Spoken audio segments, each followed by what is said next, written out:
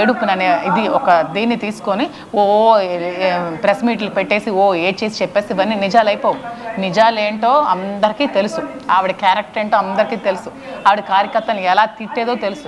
చాలామంది కార్యకర్తలు ఇంటికి వస్తే లంజా కొడుకు అని తిట్టేసి చెప్పులు ఇస్తున్న సందర్భాలు కూడా ఉన్నాయట. అలాంటి ఫౌల్ లాంగ్వేజ్ మేము ఎప్పుడు మాట్లాడడం. అసలు కార్యకర్తలు అంటే మన ఇంటికి వచ్చిన అతిథులతో సమానం, వాళ్ళు చాలా బాగా చూసుకోవాలి కదా. అలాంటి కార్యకర్తలని ఇంటికి పిలిపించి తిట్టించి పంపించిన రోజులు చాలా ఉన్నాయంటే టెక్కలు మొత్తం తెలుసు, ఎవరిని అడిగినా చెప్తారు. అసలు మీరు ఎట్లా పరిచయం అయ్యారండి వాణి గారికి కానీ లేకపోతే శ్రీని గారికి కానీ? మేము మా ఫ్యామిలీ దివ్వల గవరే గారండి. టెక్కల్లో డిస్ట్రిక్ట్లో 3 డిస్ట్రిక్ట్లో ఫస్ట్ లాయర్. ఒక్కొక్క డిస్ట్రిక్ట్ మొత్తం తెలుసండి. నేను ఒక క్లాసికల్ భరతనాట్యం డ్యాన్స్ టీచర్నండి. నేను ఒక డ్యాన్స్ స్కూల్ ఉంది నాకు. మా husband marine engineer, chief engineer. నేను డ్యాన్స్ స్కూల్ మెయింటైన్ చేసుకుని ప్రొఫెషన్ కోలాటం లేడీస్కి చెప్తూ, క్లాసికల్ భరతనాట్యం పిల్లలకి చెప్తూ క్లాసులు చెప్పుకునేదాన్ని. సో ఈ ప్రాసెస్లో ఏంటంటే నాకు ఉమెన్ సర్కిల్ ఎక్కువ ఏర్పడింది. ఎందుకంటే లేడీస్ నా దగ్గరికి రావడం, కోలాటం నేర్పించడం, పిల్లలు ఇవన్నీ చూసి దీన్ని వాళ్ళు ఈవిడ్ని లైమ్ లైట్లోకి తీసుకొచ్చి ఈవిడ ఎలా ఓట్ బ్యాంకింగ్ ఉందని చెప్పి సీన్స్ బయటకు చెప్పింది. కానీ ఈవిడ లోపల ఇంటెన్షన్ వేరే ఉందని తర్వాత తెలిసింది. అంటే నన్ను బయటకు తీసుకొచ్చి శ్రీని గారితో ట్రావెల్ చేయించి ఈ ఫొటోస్ ఈ వీడియోస్, మేము ఎక్కడికైనా ట్రిప్ వెళ్తుంటే ఆ కార్కి వెంబడించి వీడియోలు తీయడం, ఆ వీడియోలు ఏమో బయటకు పెట్టడం, ఇలాంటి ఇప్పుడే కాదండి 2 ఇయర్స్ నుంచి ఎలిగేషన్స్ చేస్తుంది. మరి 2 ఇయర్స్ నుంచి ఎలిగేషన్స్ చేస్తున్నావే, నేను 1 ఇయర్ నుంచి శ్రీని గారితో ఉంటున్నానని చెప్తున్నా. మరి 1 ఇయర్లో ఎప్పుడు నిర్ణయం ఎందుకు తీసుకోలేదు అని నేను అడుగుతున్నాను. నువ్వు 1 ఇయర్ నుంచి శ్రీని గారితో మాధురి ఉంటుందని చెప్తున్నారు కదా అందరికీ ప్రెస్ మీట్ పెట్టి. 1 ఇయర్ నుంచి ట్రాప్ చేసింది, 1 ఇయర్ నుంచి బ్లాక్మెయిల్ చేసిందని చెప్తున్నావు కదా. మరి 1 ఇయర్ నువ్వేమైపోయావు? అప్పుడు డోర్లే లేవు, అప్పుడు రోడ్డు మీద ఉండేవాళ్ళు. అప్పుడు రావచ్చు కదా మీ హస్బెండ్ దగ్గరికి. ఇప్పుడు ఎందుకు తలుపులు బదులు కొట్టుకొని వచ్చావు? మీరు అందరికీ తెలుసు ఎందుకు. మాధురి గారు you are a matured women, also బాగా వెల్ ఎడ్యుకేటెడ్. విదేశాల్లో కూడా వేరే కంట్రీలో కూడా చదువుకుని వచ్చారు కదా మీరు? చదువుకొని కాదు, ఈ జాబ్ పరంగా వెళ్ళానండి. ఓకే, జాబ్ పరంగా వేరే దేశానికి వెళ్ళి వచ్చారు అంటే కదా. మీరు ఫార్వర్డెడ్ ఉమెన్. అలాంటి మీరు శ్రీకాకుళం వచ్చి ఎవరో వాణి గారు చెప్పారు అని దువ్వాడ సీని గారు వెంట వెళ్ళటం అనేది నమ్మకస్యంగా లేదు కదా. అంటే జనాలకి నమ్మే విధంగా లేదు. అంటే మీరు చిన్నపిల్ల కాదు, మీరు నలుగురికి చెప్పే స్థాయిలో ఉన్నారు. ఏముందంటే నాకు ఓకే అగ్రీడ్, మీ మాటలు నేను అగ్రీడ్. ఇందులో నా స్వార్థం ఏంటంటే నాకు జగన్మోహన్ రెడ్డి అభిప్రాయాలన్నా, జగన్మోహన్ రెడ్డి ఆశయాలన్నా, జగన్మోహన్ రెడ్డి అంటే నాకు ప్రత్యేకించి చాలా అభిమానం.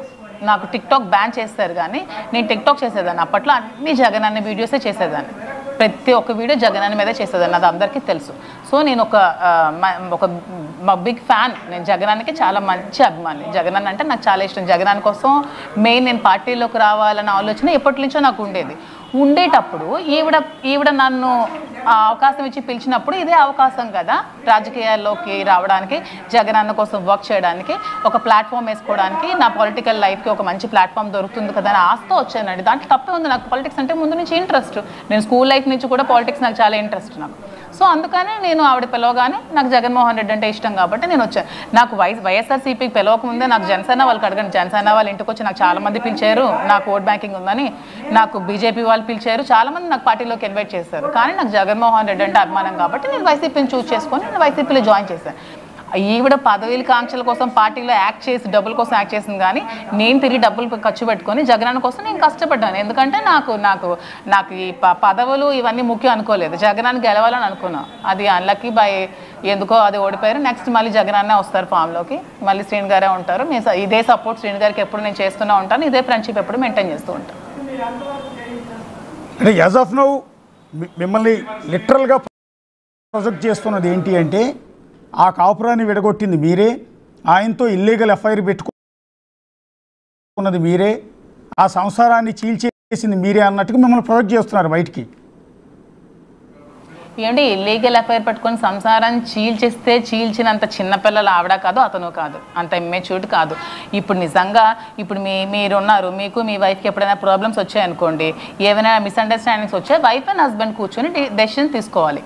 ఎప్పుడైనా సరే ఒక భార్య భర్తకి ఏమైనా డిస్టర్బెన్స్ వస్తే ఓన్లీ వైఫ్ అండ్ హస్బెండ్ మధ్యలో మాత్రమే తేల్చుకోని విషయాలు చాలా ఉంటాయి. అందులో ఇలాంటి విషయాలు అది కాకుండా నువ్వు రోడ్ ఎక్కి, నువ్వు బజార్కి ఎక్కి, నువ్వు బజార్ అంతా చెప్పి, నువ్వు రోడ్లంతా చెప్పి, నువ్వు అధిష్టానం చెప్పి, నువ్వు స్టేట్ అంతా తిరిగి నువ్వు చెప్తే నీ లైఫ్ను నువ్వు స్పాయిల్ చేసుకునేది కాకుండా నా లైఫ్ను కూడా నువ్వే స్పాయిల్ చేసావు. అదే ఆ రోజు నువ్వు మాధురికి ఈ శ్రీను గారికి ఇలాంటి ఇల్లీగల్ కాంటాక్ట్ నువ్వు పెట్టకున్నా నీ లైఫ్ నువ్వు చూసుకుంటూ నీ హస్బెండ్ నువ్వు చూసుకొని ఉంటే ఈరోజు శ్రీను గారికో నేను మాట్లాడాల్సిన అవసరమో లేదు. నా లైఫ్ నేను చూసుకునేదాన్ని, నా పాలిటిక్స్ నేను చేసుకునేదాన్ని. నా పొలిటికల్ లైఫ్ని నువ్వు స్మాష్ చేసావు, నా పర్సనల్ లైఫ్ని కూడా నువ్వు డిస్టర్బ్ చేసావు. నీదే తప్పు. నా లైఫ్ ఇలా అయిపోవడానికి కారణం నువ్వే, అన్నిటికీ కారణం నువ్వే. నా పిల్లలకి మీద కామెంట్స్ చేస్తున్నావు, నీకు సంస్కారం సభ్యత ఏమీ లేదనుకుంటాను, అందుకే నువ్వు కామెంట్స్ చేస్తున్నావు. అయినా ఈవిడికి సంస్కారం లేదని అందరికీ తెలుసు ఊర్లో. అంటే ఆవిడ చేసిన ఆరోపణలు, ఆవిడ దువ్వాడ సీని గారితో మీకు ఎఫ్ఐఆర్ అంటగట్టడం వల్ల మీ ఫ్యామిలీ డిస్టర్బ్ అయింది అన్నారు ఇందాక మాట.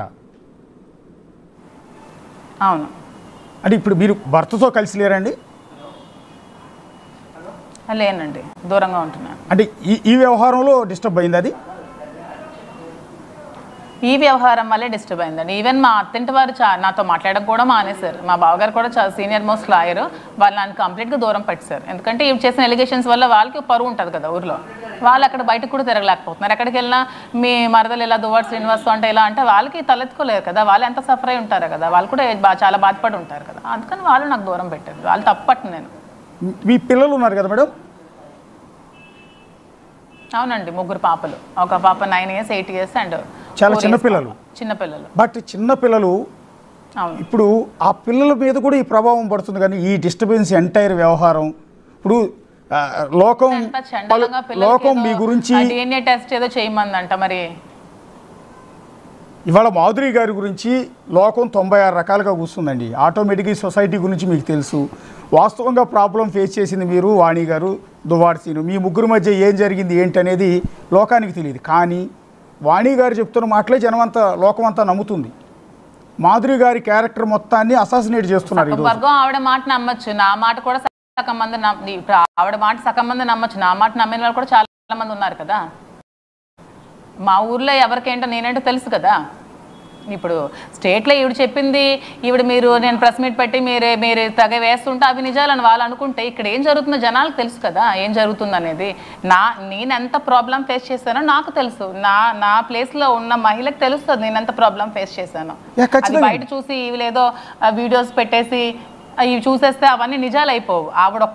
అది మరి అసలు అలా అనకూడదండి. ఒక క్యారెక్టర్లెస్ లేడీ ఆవిడ. ఒక క్యారెక్టర్ అనేది ఆవిడకి లేదు కాబట్టి నా పేరుని లైమ్ లైట్లోకి తెచ్చింది. నా పేరు లైమ్ లైట్లోకి తేకుండా కూడా నువ్వు హస్బెండ్తో ఫైట్ చేసుకుని హస్బెండ్ తీసుకురావచ్చు. నువ్వు నా పేరుని బయటకు తెచ్చి నువ్వు ఇలా చేసావంటే నువ్వు 2 ఫ్యామిలీస్ లైఫ్ని రోడ్డు పాలు చేయాలని చేసావు కాబట్టి చేసావు. ఇలా తర్వాత కూడా ఇంకా మీరు అన్నట్టు ఈ ఎలిగేషన్స్ పోదు. ఇప్పుడు స్టేట్ మొత్తం అందరూ ఎక్కడ చూడండి సోషల్ మీడియాలో దువ్వాడ శ్రీనివాస్ తాలూకా అని పెడుతున్నారు. ఇది లైఫ్లో ఎప్పటికీ పోదు, ఎప్పటికీ అవి అలా ఉంటూనే ఉంటాయి. సో అదే కంటిన్యూ చేద్దామని డిసైడ్ అయ్యాను. అంటే ఇక పైన కూడా దువ్వాడ శ్రీనివాస్తో కలిసి ఉందామని ఫిక్స్ అయ్యారా? నేను ఫ్రెండ్గా లైఫ్ లాంగ్ ఉంటాను, నేను ఈ పాలిటిక్స్లోనే ఉంటాను, నేను రాజకీయాలు చేస్తాను. శ్రీను గారికి మళ్ళీ టికెట్ వస్తుంది, మళ్ళీ మేము ఫైట్ చేస్తాం, మళ్ళీ మేము గెలుస్తాం, మళ్ళీ జగన్మోహన్ రెడ్డి కోసం మేము లైఫ్ లాంగ్ పనిచేస్తూనే ఉంటాం. అంటే దువ్వాడ సీని గారు మీకు only friend? Present he is a best friend. నిన్న కూడా చెప్పాను, he is a friend, he is a philosopher, he is a guide, he is my care taker, he is everything. అంటే ఇప్పుడు ఈ ఆరోపణలు చేసిన నేపథ్యంలో ఇకపైన చాలా మంచి వ్యక్తి. ఆయనతో